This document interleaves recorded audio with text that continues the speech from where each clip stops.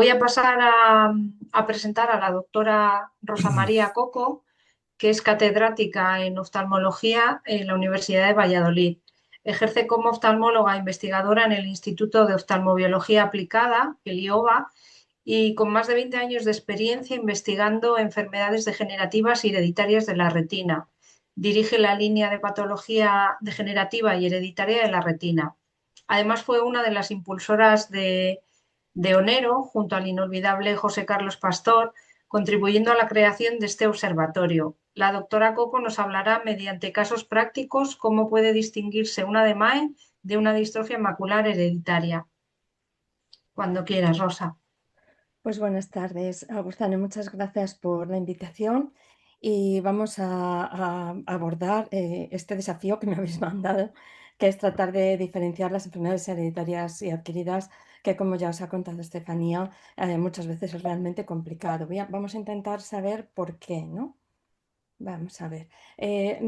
La primera cosa que quería señalar es que, al igual que en otros países, a la izquierda tenéis los resultados de estudios en el Reino Unido y en Estados Unidos, donde de media se tardan 7 u 8 años en tener un diagnóstico correcto. Pues en nuestro país, cuando miramos los resultados de Onero, también la media del retraso diagnóstico es de 7 años. ¿Y cómo podemos tener todavía aún ese retraso? Pues eso es lo que vamos a tratar de entender. Bueno, cuando nosotros nos enfrentamos a una patología macular, la primera cosa es reconocer ese síndrome macular que ya os han explicado. Después sospechar si realmente tiene una enfermedad hereditaria, sospechar maculopatías sindrómicas, y para ello, bueno, pues aparte de la anamnesis, hacemos una evaluación generalmente con lo que nosotros llamamos la imagen multimodal, que es utilizar la retinografía, la autofluorescencia, el OCT, todo junto, y también valorar la aportación que puede hacernos las pruebas funcionales, la electrofisiología. Cuando hemos hecho esto, solicitamos el estudio genético y muchas veces ya tenemos una idea clara de cuál es nuestro diagnóstico. Pero en cualquier caso, siempre nos tenemos que plantear diagnósticos diferenciales porque hay, como ya os han contado, muchos factores de confusión.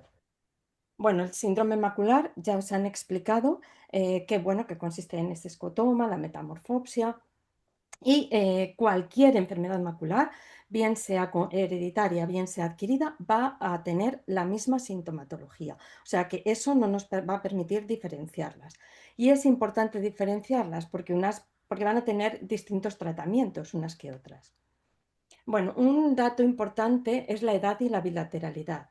¿Vale? Aquí tenemos varios casos de enfermedad bilateral y pues de 17, de 47, de 34 años. Lo de la izquierda es una enfermedad de Best, las dos de la derecha son enfermedades de Stargardt. Así que dos datos importantes, la edad y la bilateralidad, y más o menos la simetría entre ambos ojos. Eso nos debe hacer encender la bombilla. ¿Vale? También nos había puesto aquí un poco que para sospechar si un paciente tiene una enfermedad hereditaria, los síntomas que nos deben hacer sospecharla varían también en función de la edad, ¿no? En la lactancia, pues aquellos niños que no fijan la mirada en objetos brillantes, que no siguen los objetos, que no responden a la sonrisa de la madre, que tienen movimientos erráticos, los que se presionan el ojo. En la edad escolar, pues la disminución bilateral de visión, los niños que tropiezan mucho, aquellos que son altos miopes, que ven mal los colores, que les molesta mucho la luz. Y en la adolescencia y en adultos, bueno, pues la mala visión nocturna, el retraso en la adaptación a la oscuridad, las alteraciones del campo visual, las pérdidas inexplicables de visión y también, de nuevo, el deslumbramiento. Y cada una de ellas, en cada una de esas edades, nos vamos a encontrar con patologías que son más típicamente de inicio en ellas y en las que deberemos de pensar en cada una de las edades en las que es más típica su presentación, que es lo que tenéis a la derecha, ¿no? Pues en los lactantes, una cromatopsia congénita, en la edad escolar, un Stargardt, en la adolescencia o en los adultos, una distrofia viteliforme del adulto, en la edad adulta. Y luego tenemos que ver, que valorar si solo tenemos una enfermedad ocular o tenemos también síntomas acompañantes de la piel, sordera, deterioro cognitivo, enfermedad muscular, porque eso nos debe hacer sospechar que la enfermedad macular forma parte de un síndrome, ¿de acuerdo? Aquí tenemos pues, el pseudoxantoma elástico, el Sjögren-Larsson, las mitocondriales. o la enfermedad de Batten, ¿no? La enfermedad de Batten, o que también se llama lipofuscinosis neuronal ceroidea, es una enfermedad que comienza es un síndrome que comienza con la enfermedad ocular. Y tenemos que estar atentos a ellos los oftalmólogos porque somos los primeros que vemos al paciente, ¿vale? Aquí os pongo un ejemplo de una niña en la que veis que lo que tiene pues es una maculopatía en ojo de buey con unos depósitos ahí hiperreflectivos raros en el OCT y una retina bastante, las capas externas de la retina bastante atrófica. Y me sirve para señalar una cosa importante, que los paneles de genes que se hagan cuanto más amplios mejor, porque esta niña inicialmente la hicieron un panel de genes de distrofias maculares exclusivamente y la encontraron una mutación en el BEST1. El padre era portador de la misma mutación. También encontraron una variante benigna en el ABCA4, pero lo que decíamos los oftalmólogos es que esto no encajaba en ese fenotipo, esto no es un fenotipo de un BEST. Entonces, los genetistas ampliaron el estudio y efectivamente se confirmó una enfermedad de Batten. Esta niña no solo no va a ver, sino que va a tener problemas cognitivos, de movilidad, está ya en silla de ruedas. Entonces, bueno, pues siempre que cuanto más amplio el estudio genético, mejor. Bueno, pasando de la anamnesis, es decir, de la historia clínica, de lo que hablamos con el paciente, los oftalmólogos enseguida nos ponemos a hacer pruebas de imagen, ¿no? Esto que os decía, hay patrones muy típicos que nos dan ya el diagnóstico, ¿no? En el Stargardt, sobre todo, tenemos patrones muy claros, como por ejemplo el silencio coroideo en la angiografía, que es lo que tenéis en la fotografía del medio de esta diapo. Y luego también tenemos las pruebas funcionales, que cuando el fondo de ojo es normal o no nos saca de dudas, pues nos puede ayudar a definir qué capa de la retina es la que está afectada, qué tipo celular está afectado, si los conos son los bastones, la extensión de la enfermedad, si es una enfermedad macular, es una enfermedad panretiniana. Y con eso también nos ayuda a definir un poquito mejor qué enfermedad es la que más encaja con los hallazgos que nos estamos encontrando. Pero cuando vemos las pruebas de imagen, pues por ejemplo, os he puesto aquí un ejemplo que es el del edema de mácula, ¿no? En los OCTs podemos encontrarnos quistes intrarretinianos y nos los podemos encontrar en enfermedades hereditarias y en enfermedades adquiridas, ¿no? Podemos encontrarnos quistes por un edema de mácula de una retinosis pigmentaria, en una bestrofinopatía autosómica recesiva, en un edema macular uveítico, para una enfermedad inflamatoria, un edema macular diabético, en tratamientos oncológicos, con unas enfermedades concretas. Entonces, el encontrarnos quistes en la OCT no nos sirve para decir es esta enfermedad o esta otra. Tenemos que hacer un puzzle con todo, incluida también la electrofisiología. Pero incluso la electrofisiología muchas veces no nos sirve, porque, por ejemplo, aquí tenemos la distrofia de conos y la cromatopsia congénita, que siempre nos va a dar el mismo patrón electroretinográfico, que es un electroretinograma fotópico plano con un electroretinograma apotópico normal o casi normal. ¿Vale? Entonces ahí para distinguirlas tenemos que hablar con el paciente. Vamos a mirar el fondo de ojo. ¿Que el fondo de ojo es normal o con mínimos cambios? Será una cromatopsia congénita y sobre todo si el paciente nos dice que no está empeorando. Que el paciente antes veía y ahora no ve y tiene una atrofia de las capas externas de la retina, pues va a ser una distrofia de conos y no nos sirve solo el electroretinograma con el añadido de que algunas mutaciones, por ejemplo, las de este gen, que es la fosfodiesterasa del GMP cíclico, pues mutaciones en ese gen nos pueden causar los dos cuadros. Así que a veces tampoco el diagnóstico genético nos sirve para diferenciarlas. E insisto, tenemos que mirar el fondo de ojo y preguntarle al paciente cuál es su evolución.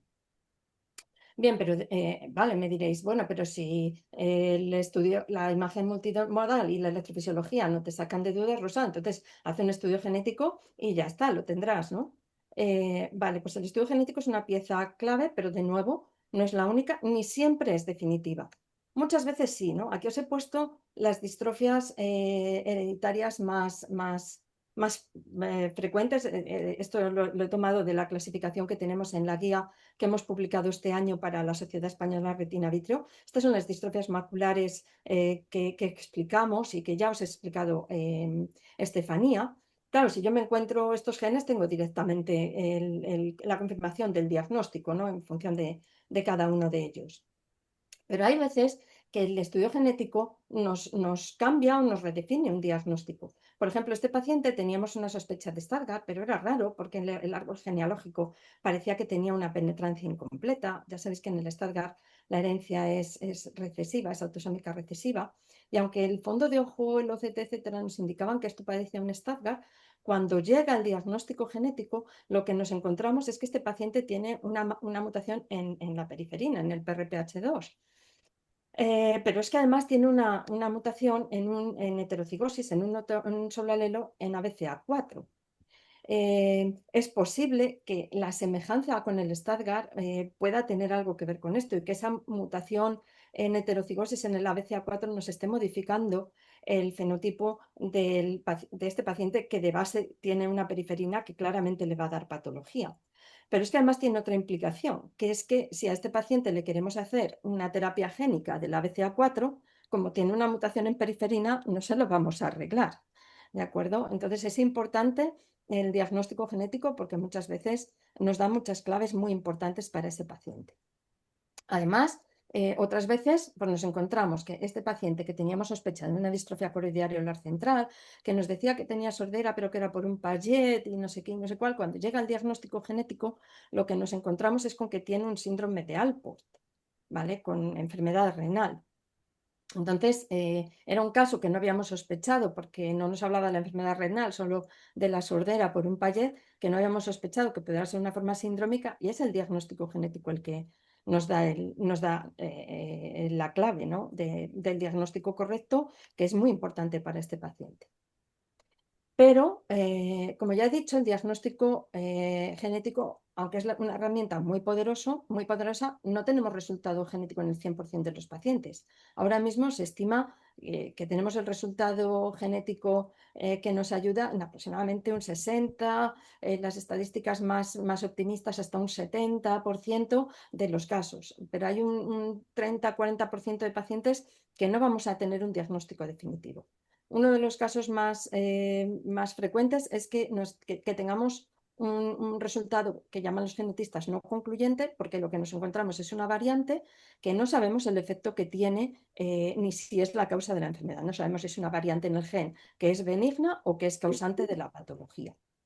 ¿De acuerdo? Y aquí tenemos pues un caso de un paciente que todas las variantes que le han encontrado en los genes en los genes estudiados son variantes de significado incierto. Entonces, estos casos van a precisar reevaluación genética. Se van a tener que revisar estas variantes más adelante porque a veces más adelante se define si alguna de ellas es patogénica o es benigna y las podemos ir descartando o que realmente nos confirmen que son las causantes de la enfermedad.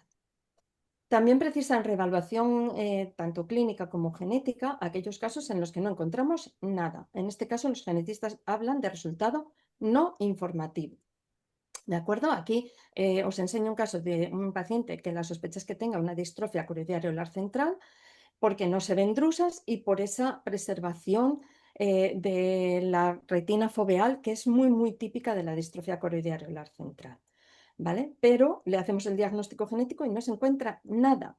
Es más, no solamente se le ha hecho el panel de genes, que es lo que se suele hacer en clínica habitualmente, sino que se han estudiado las variaciones en el número de copias, por si eran, porque en los paneles de genes, si el cambio en el gen es un cambio grande, una deleción, una inserción, pues no se va a ver en el panel de genes. Esto se ha buscado y no se ha encontrado nada, e incluso se le ha hecho genoma y tampoco se ha encontrado nada.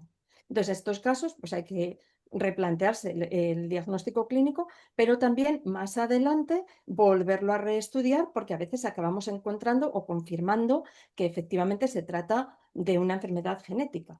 Y eso es, por ejemplo, lo que nos pasó con esta paciente. Esta es una paciente que la primera vez que la vi yo tenía 73 años. He pasado por distintos diagnósticos de sospecha. ¿No? Ella tenía una atrofia central muy sospechosa de ser hereditaria. Fijaos también en las fotos de aquí de la derecha, no las de la derecha del todo, que son del paper, sino de la derecha de las imágenes de la paciente, donde pone 73 años, que tienen unas zonas de retina aquí lineales que son muy sospechosas de que pueda ser algo hereditario. Eso es bastante típico de las hereditarias, el dejar esas zonas centrales preservadas. Y bueno, pues la he diagnosticado de distrofia, de atrofia coroidea asociada a la edad, que es el paper que tenéis arriba del todo a la derecha, que es una enfermedad descrita por Spide, ¿vale? Y que encajaba. La he diagnosticado de EMAP, podría ser un LORD, podría ser un SOSBI, pero no tiene drusas, podría ser una diabetes materna mitocondrial, pero no es diabética. Entonces, no estaba claro qué tenía. ¿Y qué ha pasado? Pues que, fijaos, eh, con 85 años, muchos años después, 12 años después, los genetistas han seguido reevaluando las variantes que le habían encontrado a esta paciente. Y han publicado, esto lo hemos hecho con el Grupo de Valencia, han publicado una serie de pacientes de 22 individuos que tienen la mutación en este gen, en el AP5M1. Es un nuevo gen relacionado con las distrofias hereditarias que hasta entonces no se conocía y que se ha visto claramente que produce una distrofia corioretiniana central extensa. ¿Vale? Podéis encontrar el paper que es el que tenéis a la derecha y abajo. ¿Vale? Bueno, otra cosa que induce dificultad es lo que llamamos la expansión fenotípica. ¿Qué es la expansión fenotípica? Pues bueno, ha pasado con el RPGR, que inicialmente se identificó como causa de retinitis pigmentosa, ¿no?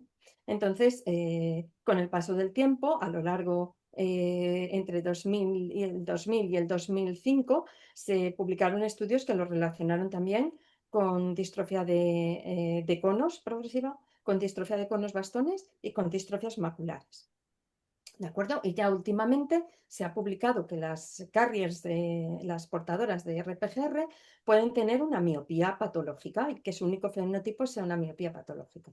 Entonces, ¿qué pasa? Pues que a lo mejor en el año 2005 te encontrabas con una distrofia macular y decías, no, no, pero no es por RPGR, porque ese fenotipo no encaja con este genotipo. Y sin embargo, sí que encaja. Ahora, en 2025, ya sabemos que RPGR produce también distrofia macular. ¿De acuerdo? Y aquí os he puesto abajo una familia, es la madre de 31 años, ¿vale? Que el fenotipo suyo es miope, ve bastante decente con el ojo izquierdo, en el derecho ve peor porque ha tenido una mancha de Fuchs, ¿vale? Pero sus dos niñas, una de 3 y otra de 6 años, ven muy mal porque tienen una distrofia de retina con atrofia de las capas externas, nistagmus, y ven fatal. Y son todas portadoras de mutación en RPGR, ¿de acuerdo? De una deleción en el gen RPGR. Bueno, otra causa de confusión son lo que llamamos los mimickers o las fenocopias, ¿no? El solapamiento clínico es que pues, distintas enfermedades tienen la misma presentación clínica, ¿no? Por ejemplo, fijaos en esta diapositiva, lo que he puesto abajo del todo, las drusas, ¿no? Pues pueden aparecer en la DMA intermedia, pero también pueden aparecer en las drusas dominantes monogénicas por mutaciones en FEMP1, en el pseudosantoma elástico por mutaciones en ABCC6 o en la enfermedad de Sorsby por mutaciones en PIM3. ¿Vale? La DMA neovascular a veces se confunde, como ya os ha dicho Estefanía, con la enfermedad de Best. Y la DMA atrófica, con lo que llamamos el LORD, que es la degeneración retiniana de comienzo tardío, o con la diabetes materna mitocondrial con sordera, el MID. ¿Vale? Todos estos pues, se pueden confundir entre ellos porque el aspecto clínico es muy similar entre todos ellos, ¿vale? Os he puesto aquí también un caso de una paciente mía que está publicada en este artículo que tenéis aquí, que tenía pues drusas con 49 años y bueno, pues tiene mutación en el CFH, y es una mutación dominante y el que porta esa mutación pues tiene la enfermedad. Unos tienen síndrome urémico hemolítico, tienen enfermedad renal también y otros no, otros solo tienen la enfermedad ocular y otros solo tienen la enfermedad renal. ¿Vale? Este es otro paciente que, bueno, es padre de una compañera mía del colegio que lo vi con 76 años y le habían estado pinchando en el hospital por una DMAE neovascular que ya era atrófica. Pero da la casualidad de que este paciente le había visto yo misma también unos años antes, que lo tenemos publicado en este trabajo del European Journal, con 62 años, y el fenotipo que tenía entonces era de una distrofia en patrón, de una viteliforme del adulto, y le teníamos ya catalogado de una viteliforme del adulto por mutación en PRPH2. Entonces, este paciente ha evolucionado a atrofia, tiene quistes, los quistes no son porque tengan neovascularización, son por la propia atrofia, ¿vale? Y ha sido tratado inútilmente con antiangiogénicos. Y estos son otros casos de distrofia coroidea areolar central, ¿vale? Por mutaciones, esto en concreto es todo imágenes de pacientes de la misma familia, con mutación, esta familia de Cantabria muy famosa, con mutaciones en la periferina, con esta mutación en la periferina. Y bueno, os quería comentar que aunque la distrofia coroidea areolar central se llama así, pues porque es una enfermedad supuestamente coroidea, en estos pacientes cuando les hacemos angio-CT, curiosamente la coriocapilar está presente, no está atrófica, ¿vale? Y a estos pacientes de DMAE atrófica también les tenemos que diferenciar de los Stargardt de inicio tardío. Aquí tenemos algunos tips que nos pueden ayudar a diferenciarlas, ¿no? En el Stargardt del inicio tardío suele haber puntos hiperreflectivos en el OCT que se van a corresponder con los puntos hiperautofluorescentes y normalmente en la OCT angiografía la coriocapilar está desaparecida, mientras que en la DMAE atrófica la coriocapilar está adelgazada, pero suele estar y los depósitos subretinianos se corresponden más con las drusas, ¿vale? Otra cosa importante que quería comentaros es, ya os ha explicado Ángel, la maculopatía miópica y os ha explicado cómo la maculopatía miópica produce membranas neovasculares subretinianas que acaban dando la mancha de Fuchs y maculopatías miópicas atróficas. ¿Vale? Entonces, muchos pacientes que son altos miopes y que han tenido estas complicaciones hablan de que tienen la DMAE seca o la DMAE húmeda. Y quería deciros que no son, o sea, el efecto final es tener una atrofia o tener una neovascularización, pero las enfermedades son distintas. Lo que se llama húmeda y seca es para la DMAE, no para la degeneración macular miópica. Y fijaos aquí cómo os he puesto arriba la DMAE y abajo la miopía y cómo el aspecto clínico cuando miramos el fondo de ojo es completamente diferente en ambas enfermedades, ¿vale? Entonces no confundáis, no le apliquéis el húmedo y el seca a la degeneración macular miópica. Otro gran mímiker o simulador, la toxicidad por fármacos. Aquí tenemos bueno, la cloroquina, pero la cloroquina como es muy tóxica para la retina se ha dejado de usar, se usa la hidroxicloroquina, que es lo que se llama el Dolquine, el pentosán polisulfato, que es un fármaco que utilizan los urólogos para las cistitis intersticiales, o el tamoxifen, que se ponen las mujeres con cáncer de mama a lo largo de muchos años, pues nos van a producir atrofias maculares, maculopatías en ojos de buey, que son indistinguibles de una enfermedad hereditaria. Aquí es importante la historia clínica y cazar esos fármacos que están tomando los pacientes. Otras enfermedades que se parecen, la serosa central, todas las serosas centrales son las fotos que tenéis arriba. Abajo tenéis a la izquierda la maculopatía solar o fototraumática, ¿no? Los que miran a un eclipse, a veces la visualización de un puntero. Otra cosa que últimamente se ha puesto de moda, la maculopatía por poppers, que es una droga sintética que toman mucho en Baleares, que también produce esas cavitaciones foveales que se confunden con las acromatopsias y con patología. El Stargardt también da esas cavitaciones, es decir, se confunden con patología hereditaria.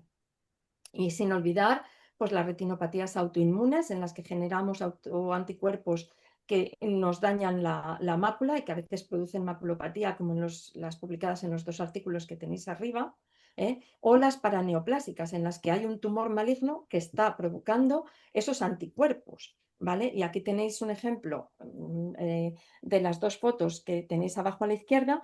La de más a la izquierda es una bestrofinopatía autosómica recesiva que se parece algo a la maculopatía viteliforme polimorfa exudativa idiopática aguda, que es la que tenéis a la derecha, que es una retinopatía paraneoplásica y a veces tenemos que descartar cáncer, ¿vale? Y luego a la derecha tenemos también que algunos traumatismos también nos pueden dejar problemas en el área macular, ¿vale? Importante porque hay algunas enfermedades que, aparte de tener terapias génicas dirigidas, pues tienen tratamientos médicos también dirigidos, como esto que veis aquí, ¿no? Para el edema macular secundario a una retinosis, poner acetazolamida. Si es secundario a un fármaco, hay que quitar el fármaco. Si tengo un síndrome de Refsum, hacer un tratamiento dietético, y lo mismo en el síndrome de Zellweger. Y en principio, y para resumir, recordad que todas las enfermedades maculares producen síntomas similares, que el término degeneración macular no es sinónimo de DMAE, ¿eh? Y que no se debería de usar seca y húmeda en miopes, ¿vale? Entonces, DMAE es degeneración macular asociada a la edad, y hay otras patologías que producen degeneración macular no asociada a la edad, otro tipo de degeneración macular. La edad y la bilateralidad son claves. La anamnesis es muy importante. No todo es DMAE. La mácula puede ser el principio de una enfermedad sistémica, ¿de acuerdo? Pueden tener estas enfermedades tratamientos diferentes, y siempre la confusión diagnóstica disminuye en manos expertas. Para terminar, recordaros algunos documentos, sobre todo los profesionales, que podéis revisar, fundamentalmente la guía que hemos publicado este año, que está bastante actualizada, para la Sociedad Española de Retina Vitrio, donde podéis encontrar este esquema, que no voy a entrar a explicar y que muchos no vais a ver correctamente porque es muy pequeñito, pero que vais a poder encontrar en la guía, que nos sirve un poco para caminar a lo largo de las distintas pruebas diagnósticas para intentar llegar a un diagnóstico clínico concreto.